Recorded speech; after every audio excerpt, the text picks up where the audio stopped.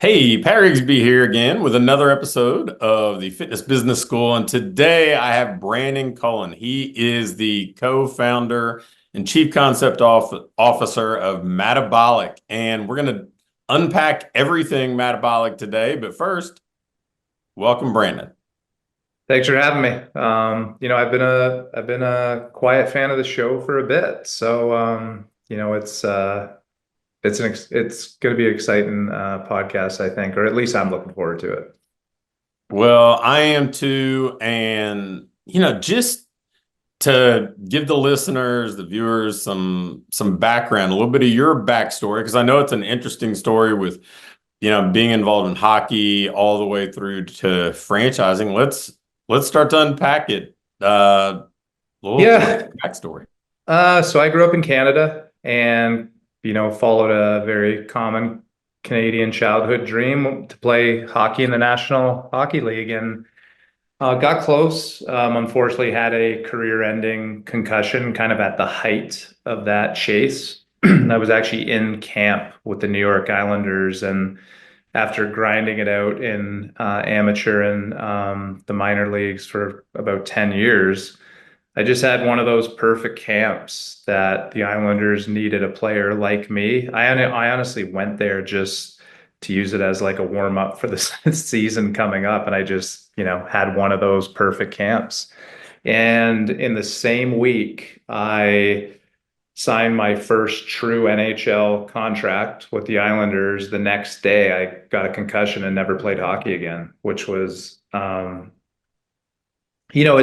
like the story now because I'm happy with knowing I was a minor league caliber player. Got to have a cup of coffee, and then it was over. So I'm okay with it. But how that translated into fitness was, being a fringe player, I had to do so much right off the ice to give myself a chance on the ice. So the off season and strength and conditioning became a thing that started when I was 16 and it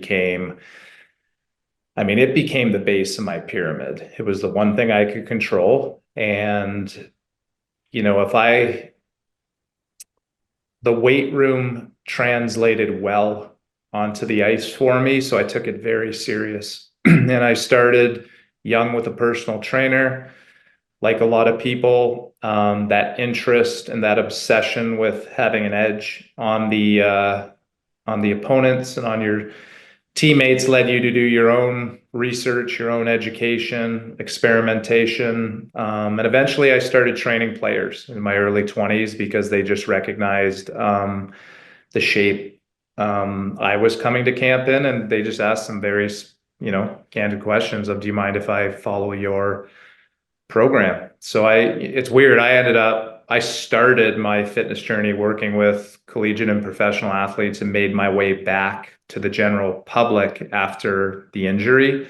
And I think it was just, there's opportunity to reach more people. Being, to use a hockey player, being Connor McDavid's strength and conditioning coach is a great idea, but a lot has to go right, for that to be your profession. And me and my co-founder who played that final year together, him having a very similar style of play and needing that off-ice conditioning to excel on ice, it was a perfect marriage. So we kind of dove into the strength and conditioning world, the business side of it in the late 2000s. And after a few different versions of the program, we eventually built something that people know today as Madabolic.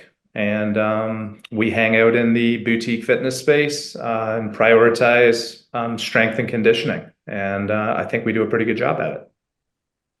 Well, no, I think that's a really interesting journey, but it's also one that I think elements of you see a number of times, right? People who are in the sports performance world became very passionate about it, became a cornerstone of what they do.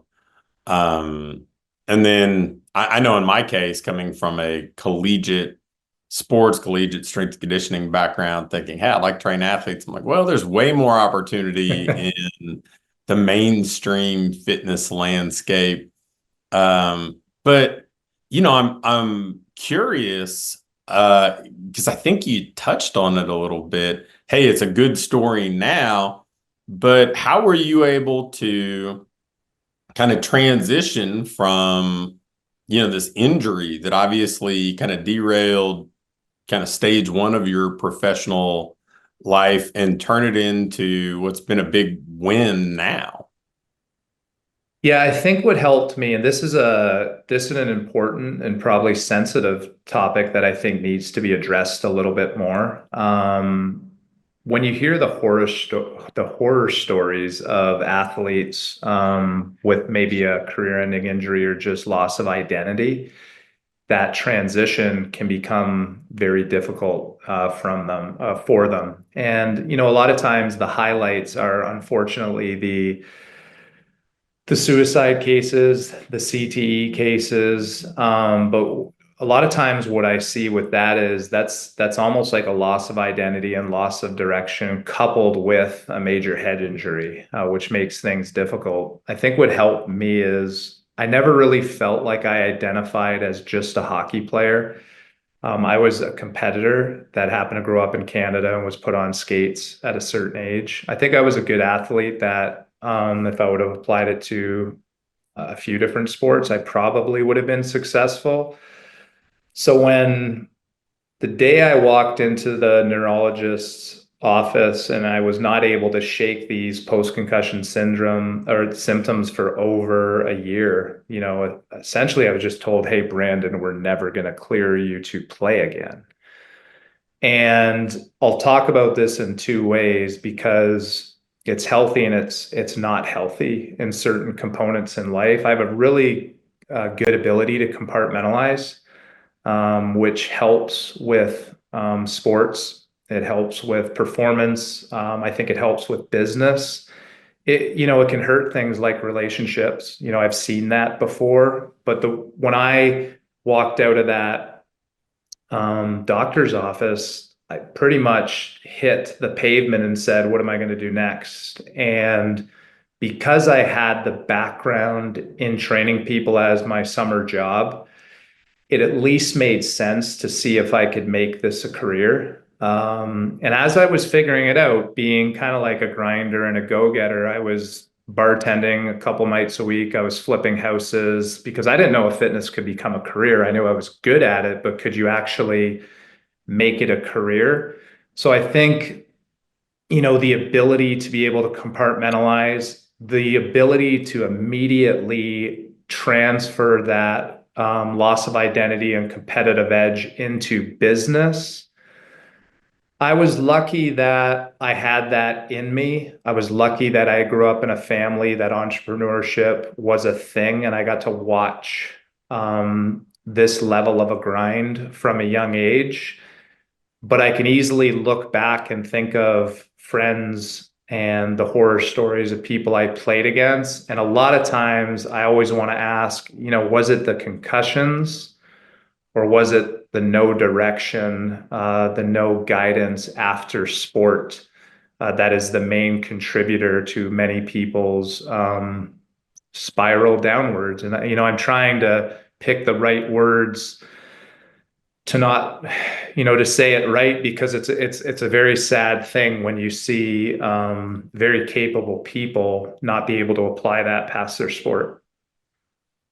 Yeah, I've known a number of people who had injuries derail professional sports careers that it definitely took a window of time for them to kind of reset and find the next thing. So the fact that you were able to move into something else and apply a lot of the traits that made you a successful athlete to it, I thought was definitely worth unpacking a little bit. So, Mhm. so tell us about that first training facility then.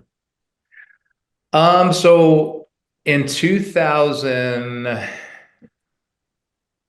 2004 or five season. Do you do that too? You actually label the seasons? Yeah, so I always go by seasons. So actually it was 2002 and three next year. Yeah, let's say somewhere around 2004. Part of the game at that time was an extremely physical game. There was a lot of fighting, and I was a physical player. So every time I'd have to jump up in a league, you somewhat have to earn your stripes all over again. And every league I jumped up in, the player just got bigger, stronger, and faster and tougher, right? So part of my training was I would do some boxing and some mixed martial arts type stuff in downtown Buffalo.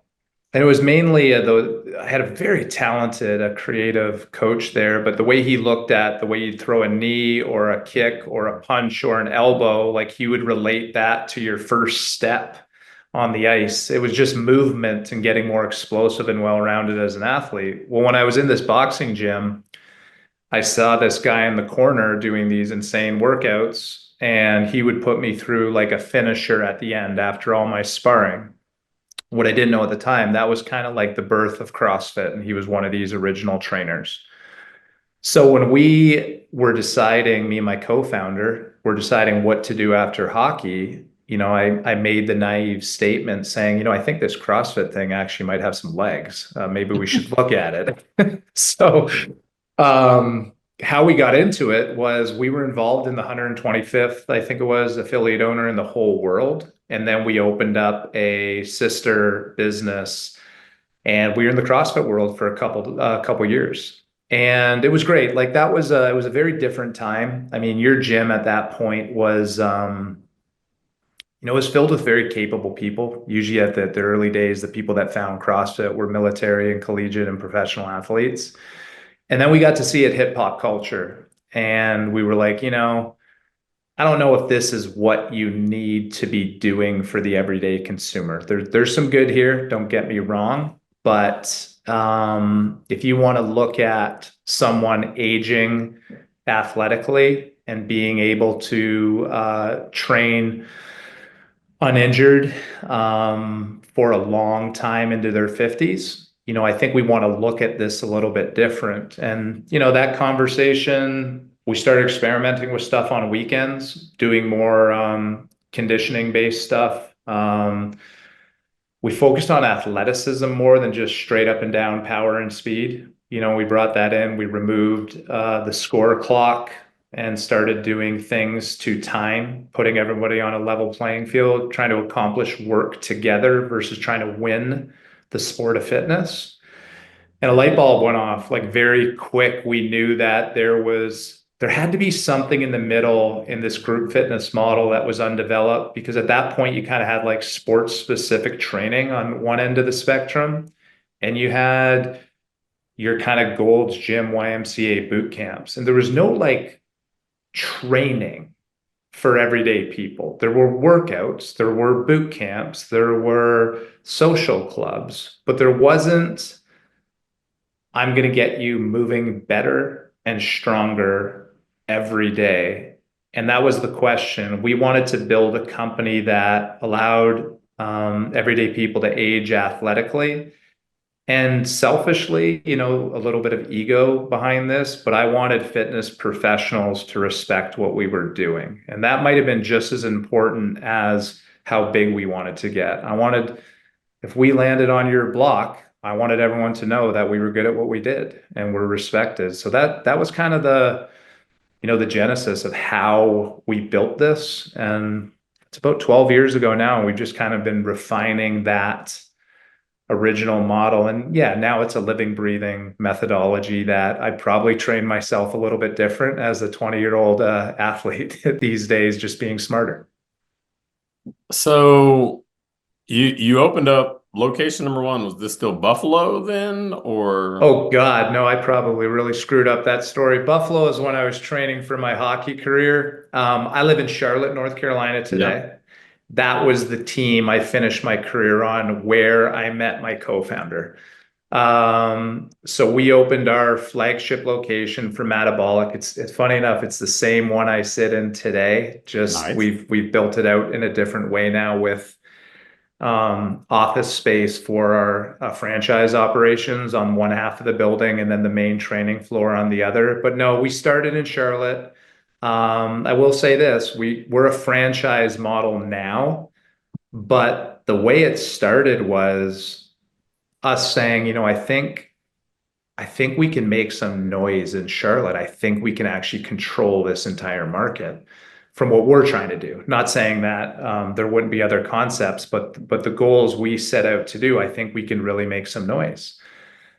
And within 6 to 12 months, we just had a lot of people asking questions. Would you do this in another city? Would you? We had the YMCA's ask us, could you program design this into all of our facilities? And we were young kids that were like, well, why would we put ourselves in competition with bigger businesses? And why would we partner with people we don't know in other cities? And, some point on this journey, someone said, have you ever considered franchising? And we hired a franchise consultant. They helped us build out those first set of franchise agreements and systems. And yeah, we just kept our feet moving. And today we have 40 locations open, another 50 in development. And I probably don't reflect enough and look back because we're always thinking of how much crisper we can get, cleaner, how much better, how much more support we can provide our franchisees. But yeah, if you compartmentalize and look back, I'm super happy and proud with the team we have and kind of where we're headed. Well, I mean, I'm for my own good, and hopefully everybody else is interested in this stuff. As somebody who's been pretty intimately involved in the franchising world at various points, as a franchisee, as a franchisor, as a consultant to franchises, I'm always curious, like what are some of the details? Like, what's the typical franchise unit look like for Madabolic? Yeah, so we do our spaces are about 2,500 to 3,000 square feet. So we're able to do it lean enough. But also we're known for coaching. I think that's like the biggest difference. We're known for program design, but I don't want to get super nerdy on what we're doing. We're balancing energy systems and the right movement patterns. We're very strength biased.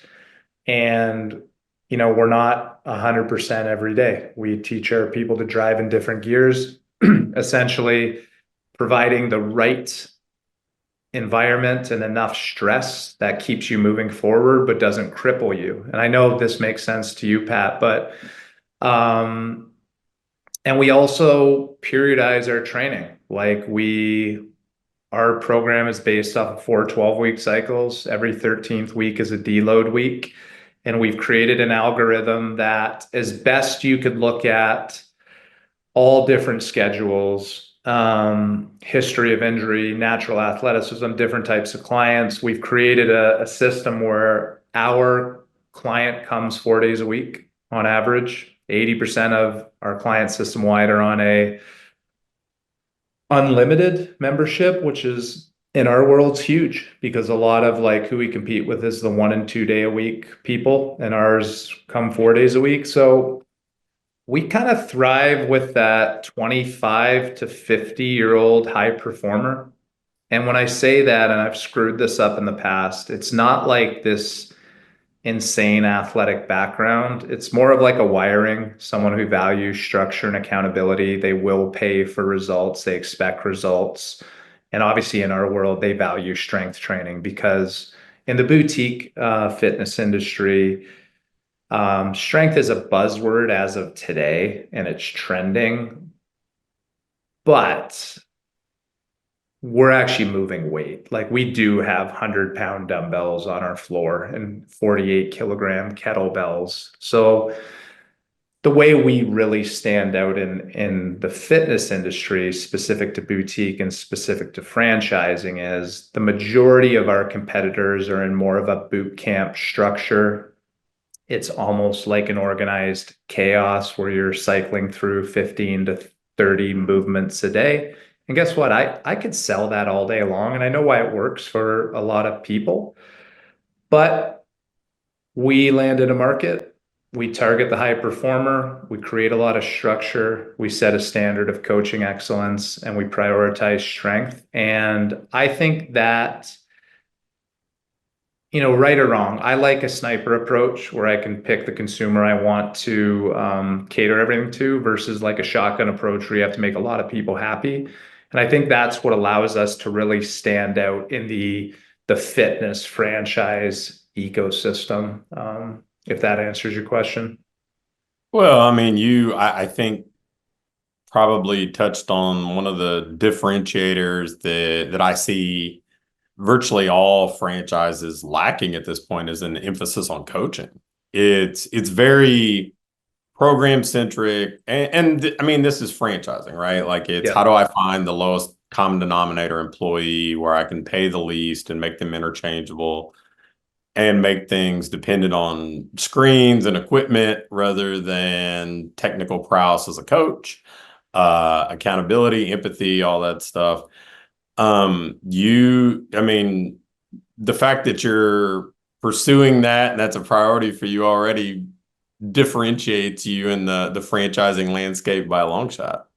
Yeah, and we even try to, it's weird. I often feel like we run a kind of like corporate portfolio in a franchising model. And by the way, that causes some issues because I'm a pretty big stickler on quality control and what do I expect from unit to unit. But also you gotta, I have learned that Brandon, you chose a franchise model, and I really believe my role as one of the founders is to make sure that 80 to 90% of what I expect stays in place as we scale. But know that you got to take some strategic risks. You brought up some good points too. Like, we pay well. I mean, our coaches, depending on the market, they can make 50 to 90 bucks a class, depending on if that class is filled and depending on their expertise and how long they've been with us and things like that.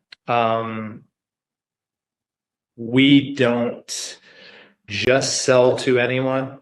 So give you an example. We're in Charlotte, North Carolina. There's probably in the greater 15-mile radius of the city, 20-mile radius, there's probably 25 Orange Theories and maybe 20 F45s. A few have closed recently, F45s, but still, like, 15 plus. And I think when we finish this market, we'll do 5 or 6. We have 3 right now. And the 3 here probably have about 1,000 members between the 3. This powerhouse is close to 4, and then the other 2 are split evenly. And in a boutique model, like, that's good. That's strong, especially when 80% of your clientele is on the highest price point membership coming often. So weirdly enough, like, we're almost a retention driven business, and we compete against a volume industry. So again, I feel comfortable with what we do, but I can tell you this, we are an outlier in franchising for sure. So, I mean, you talked about member per unit a little bit there. So what's a typical unit? If they're 2,500 square feet, what's a typical unit have? Number of member or clients, average membership rate. And I know, like, depending on market, you may have some variance with membership rates or whatever else, but just some norms so some people maybe get a better sense for what Metabolic's about. Yeah. So we kind of like to oversimplify it. We have like A, B, and C markets. Usually that's going to be based on like psychographic population density. And the reason I carved that out, it's not just population, right? Like we're looking for a 25 to 50-year-old high performer. So A, B, and C markets, I would say membership rates, C markets would be around 150 a month. B markets would be somewhere around 200, and then the A plus market, A or A plus would be 200 and above. I think what's interesting about kind of our model and how specific we are is like when we go into a market and we're going to look at that balance sheet and build it out, we kind of reverse engineer everything where we get an idea of what we can charge for memberships based on competitors in the area. We know what we can tolerate from a real estate cost, and that will drive our real estate search because our primary goal is to break even at 150 members. And to do some simple math, right? Those numbers I talked about here in Charlotte, like I don't sell those. They exist, but that's not what I sell. If I can show a potential franchisee that at 100 members above break even, let's say you are in a B market and it's 200 a month, we typically keep 80 cents on the dollar. So even at 250 members, which is completely doable, you can make an argument that you're positive $16,000 a month, which is a very good business model in any A, B, or C market. So like we won't allow a franchisee to get hyper emotional about a space if it takes them above that 150 threshold, because we're trying to build out a sustainable business. So when they get to 250, they're saying, hey, when can I open the next unit? This is fantastic. And even in an average or maybe what we would consider a little bit underperforming unit, even if you're at 200 members, 50 above, and you're positive $8,000 a month, it's still a good return on investment. Yeah. So to go back to your square footage conversation, we run either 20 or 25 people classes, and it's all based on the price. Square footage per member, because we want the trainer to be able to get around and coach. Like we need seams, we need length and width, we need the ability to perform movement in space and a coach to be able to get to that movement to correct. So if you think of a 25 person class, it's going to be somewhere between 2,000 and 2,500 square feet. A 20 person class, we can do, I would say 16 to 20 or 2,000 or 1,600 to 2,000 square feet. And then our lobbies are lean. So 500 extra square feet, whatever's left over, depending on the community, we may do a shower if it's a community that expects showers. But COVID helped with this a little bit, where the expectations of these bougie, eccentric lobbies aren't there. And the funny thing about our consumer, what I love, and I get the other side of it, right? But the second the workout's done, they are out the doors to go kill life.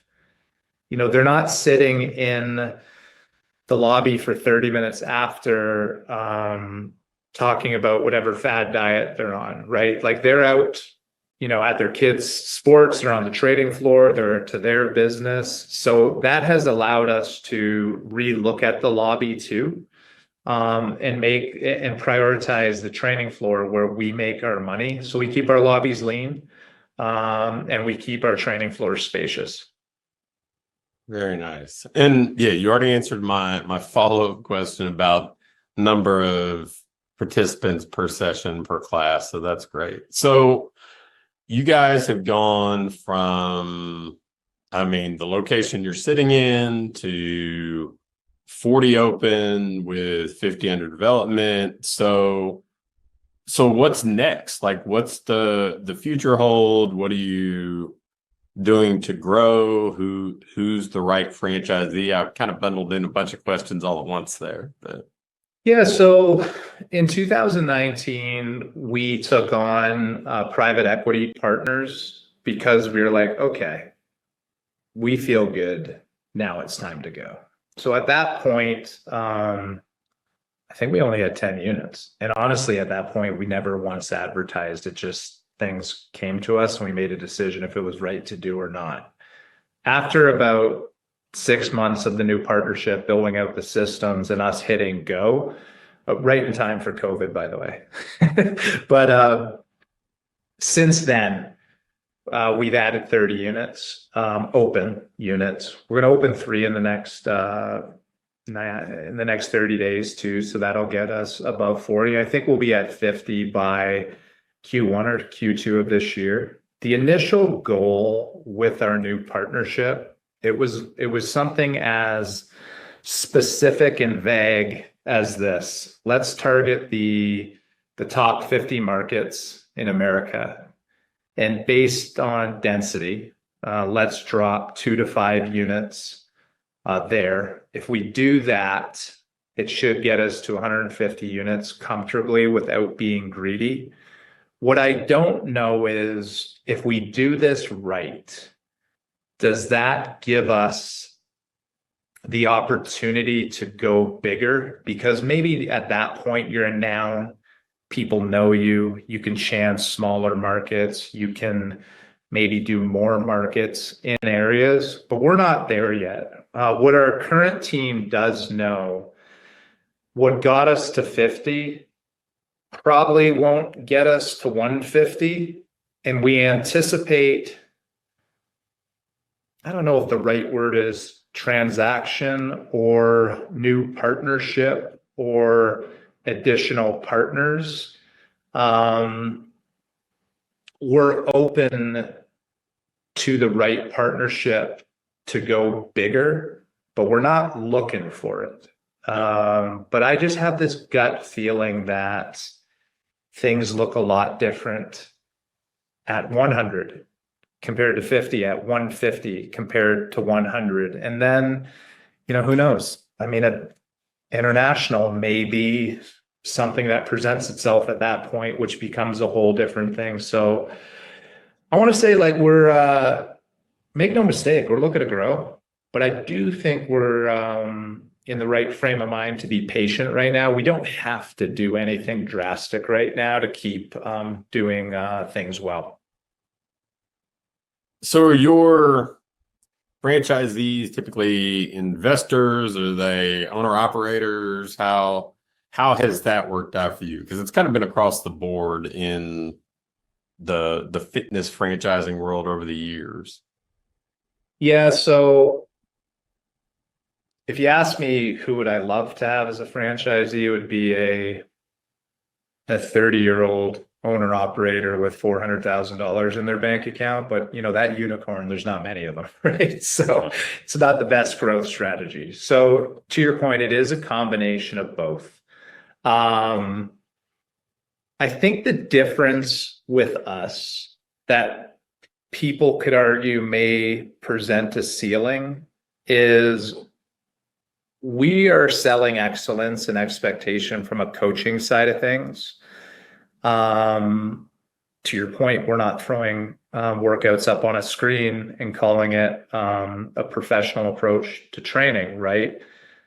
So for us to target a group of physicians, pull together $1 million to open 3 units in Scottsdale, Arizona, if we take that deal, we have to be very, very cautious and specific on who becomes the face of that business, because we almost want to view them as money and just money, unless one of them wants to be the strategic business mind that builds the team beneath them. So we do have to be a little bit more cautious. If you're selling excellence, you need to deliver, right?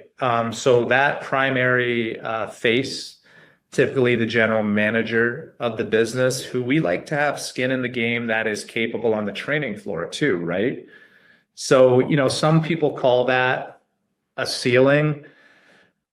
I call it an opportunity that we just offer something different that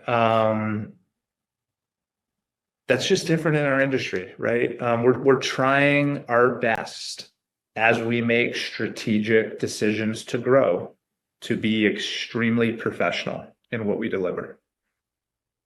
Oh, I can relate. I remember the first franchise I co-founded was a sports performance franchise, and my next door neighbor had been one of the co-founders of Long John Silver's and grown that, and in retirement still owned 55 Wendy's. And he was like, "Hey, this seems like a good idea. When could I just buy a state?" And I'm like, "You're not our guy because you're not a coach. You're not like I'm not at this point equipped to do a good job in creating that kind of environment for just a guy who's typically an area developer or a master franchisee." So Yep. we've kind of been through that a few times, and I mean, if you want a coaching driven model, you definitely have to kind of be the pioneer and carve your own path because it's very non-traditional from the typical broker approach to selling, the investor model where it's kind of rinse and repeat. So very interesting. And I read a good quote the other day on LinkedIn. It was specific to franchising and it wasn't fitness related, but I think it's even more fitness or hospitality, which I would call us related with our vessel being training, right? But it's still a hospitality business. But they said an A player can make a C market work, but a C player will kill an A market. Or I'm paraphrasing that, right? So even like, which is super interesting, is we thrive in young kind of metro markets. That's like if you were to look at how metabolic profiles, that's where we should be. That said, we have some super successful sleepy markets that profile terrible that have a believable coach or set of coaches that are working well. So that's kind of these new strategic risks where I can be honest, my partners would say this. I used to flip out when they would suggest some middle American market beside like a lens crafters in a strip mall. I'm like, no way we're going there type thing. But the reality is we're opening in certain markets now, betting on a certain individual where a market shouldn't work. And that's the thing that now I'm questioning, well, how big can we do this with the right person? Because, we're in Charlotte, North Carolina, that is arguably the most competitive fitness market per capita in the entire country. It is a mecca. But even the volume of fitness consumer here that is available to you, you put the wrong person behind that desk, even with our model, you're in trouble because I've been using this quote a lot lately. A franchise system is a system of best practices, guidelines, and playbooks, and we teach you how to implement the game plan, right? But when people talk about turnkey business models, it's such a fallacy because there's no such thing as turnkey human beings, right? You just can't plug and play humans into a model. Like you need to find that right person. And by the way, this is not a metabolic program or problem. I have good friends that own businesses in the city, and they would tell me the same thing, that if you put the wrong person behind the coffee bar, it's not going to work, or the restaurant or the bar or whatever it is. So I know this isn't a metabolic thing, but I do believe it's a hospitality thing. Yeah. Well, no, I agree. I think hospitality is an industry that I've long looked to borrow from, and I think you're spot on. You coming from a sports background knows this as well as anybody. And you can give somebody a great playbook, but if they can't play, then it doesn't really matter. Yeah. So if somebody wanted to learn more about Madabolic, about you, where can they connect with you? Yeah, so me personally, like even being the founder of this company, the thing that inspires me is just entrepreneurship, branding, disruptive thinking. I have a serious rub with average thinking and average concepts. I like niche concepts. So I do a lot of content development, not only for us as a company, but me as an individual on LinkedIn. So I'd be easy to find on LinkedIn. As far as the company, I'd say it two ways. If you were a person that's looking for a new place to work out, right? Because we're in a lot of great cities now. Like we are in 40 cities and that's only going to grow. I would just say maybe pull up Madabolic's Instagram. So at Madabolic, because that'll give you a real good sense of our vibe. And I feel like with that look, you'll make a very quick decision on if this makes sense for you or not. And then if you are on the investor side of things, sure, Instagram's a great starting point, but I would say just head to our website, www.madabolic.com. And, we're all educated people. You can peruse the menu bar. There'll be information on franchising, or there'll just be general information on the company. But yeah, like I said, I am lucky to be the voice and face for a very strong team that makes this engine work. So if you're looking for us, I think we're a good option for a lot of people for sure. Well, good. It's been wonderful to talk with you. I mean, I spend the bulk of my time with independent fitness business owners, but I think that both showcasing the other side of things and not seeing them all as the evil empire is probably a good thing. But then also, man, I mean, learning from what's working, whether it's in industry, learning from somebody like this, out of industry, learning from hospitality, learning from retail, learning from other service businesses. I think it's just such a valuable, but maybe often overlooked opportunity to improve. So I appreciate you jumping on and sharing and letting me and our listeners know more about you and Madabolic. So thanks a bunch. I appreciate it. Thanks for having me, Pat. All right. And that's Pat and Brandon signing off with another episode of the Fitness Business School.